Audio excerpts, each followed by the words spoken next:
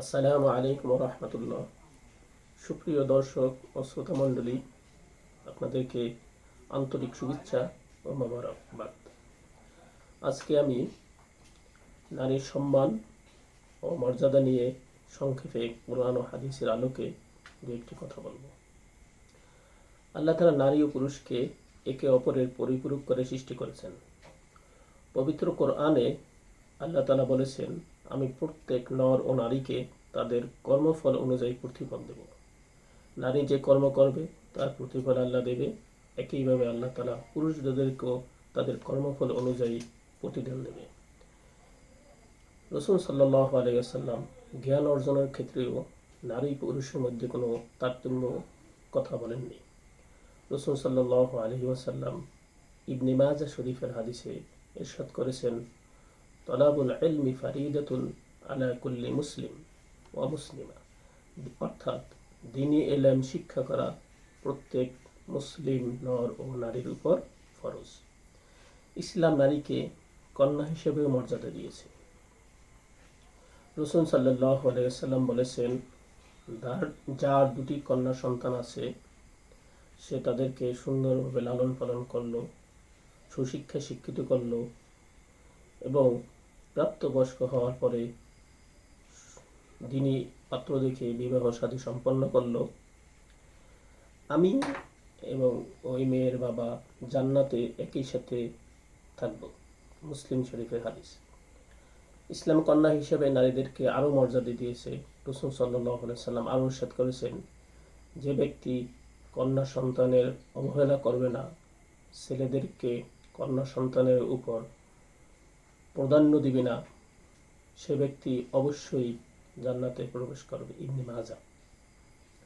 ইসলাম নারীদেরকে স্ত্রী হিসেবেও মর্যাদা দিয়েছে। পবিত্র কোরআনে সূরা আল বাকার, সূরা আন-নিসায় আল্লাহ তাআলা ইরশাদ করেছেন, ওয়া আতুন নিসাই সাদাকাতিহিন্না নিহলা, অর্থাৎ তোমরা সন্তুষ্ট চিত্তে স্ত্রীদেরকে মহারণা প্রদান করো। ইসলাম নারীদেরকে সবচেয়ে যে বেশি মর্যাদা দিয়েছে তা হলো মা হিসাবে। একজন সাহাবী রাসূল সাল্লাল্লাহু আলাইহি সাল্লামের কাছে এসে জানতে চাইল, ইয়া রাসূলুল্লাহ, আমার কাছে সবচেয়ে বেশি সম্মান ও মর্যাদা পাবে কে? রাসূল সাল্লাল্লাহু আলাইহি সাল্লাম উত্তরে বলেছিলেন, তোমার মা। ওই সাহাবী আবার প্রশ্ন করল, ইয়া রাসূলুল্লাহ, এরপরে আমার কাছে বেশি সম্মান ও মর্যাদা পাবে কে? রাসূল সাল্লাল্লাহু আলাইহি সাল্লাম বলেছিলেন, তোমার মা।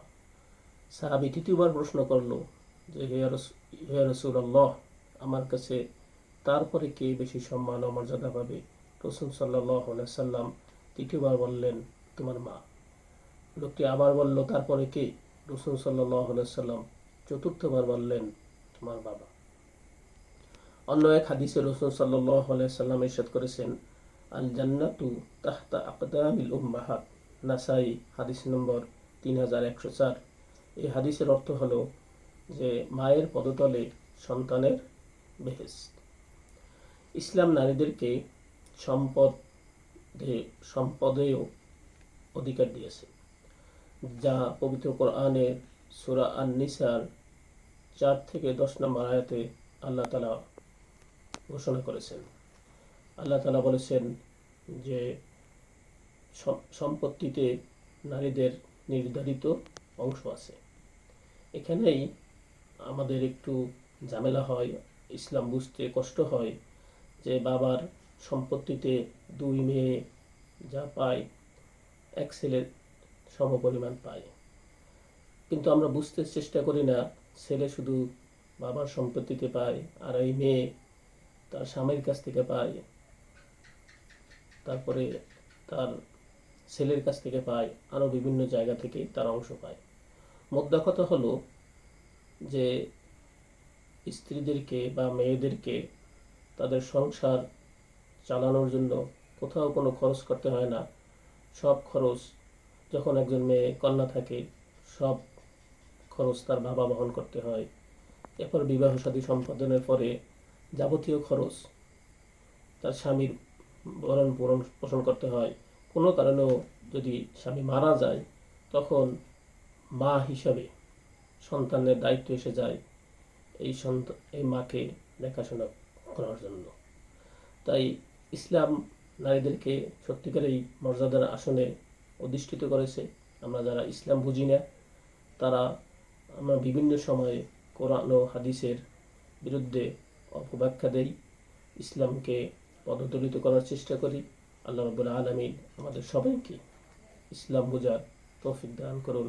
ওয়া আখিরু দাওয়ানা আনিল হামদুলিল্লাহি রাব্বিল আলামিন।